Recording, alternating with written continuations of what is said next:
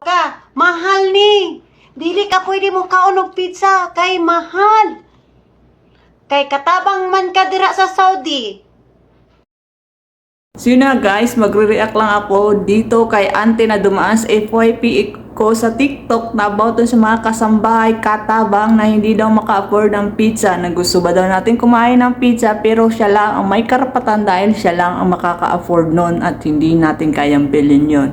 For you ante this is for you na galing sa isang katabang. Ang kapal ng mukha mo. Gusto mo bilan pa kita ng 2 karton ng pizza dyan? Para sabihin ko sa'yo, yung pizza na sinasabi mo isaksak mo sa baga mo is dito is lagi-lagi namin kinakain yan. Imported pa, masarap pa, mas mamahalin kaysa dyan sa frozen pizza mo.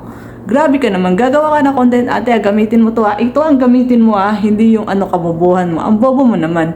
Yung iba kasi gumagawa lang ng content, makapanakit lang. Dati, last time, yung construction worker daw na imarangal naman yung construction worker. Ngayon naman, ito naman si ante na matanda na ata yung utak niya is umurong na, tumandang paurong. Are you sure na hindi kami makaka-afford niyan? Te, dito te, kahit amo namin bumibili niyan, kaya din namin bumili niyan. Kahit 1,000 pizza yan. Kapal ng mukha. Grabe naman. Kung makagawa ka ng content, alam mo naman, ikaw ng pinakamatalino. Bobo ka po, te. Yung content mo kabubuan, ba't hindi ka na lang kaya umihi tapos sabihin mo, huwag ka sisilip pa, huwag ka sisilip. Mas okay pa yun kaysa yan, nangaapak ka ng ibang tao dito. Congrats, viral ka na ngayon Itong tandaan mo, viral ka na ngayon. Be ready sa mga basher mo. Sabi may pinapoint out doon. May nagsabi na may pinapoint out si ate, baka si construction yun. Hindi po, wala po siya pinapoint out doon. Pakinggan niyo mabuti yung video niya para makapag-viral lang. Te, para sa'yo to talaga, te gamitin mong utak mo ante, yung utak mo ang gamitin mo, hindi yung mo.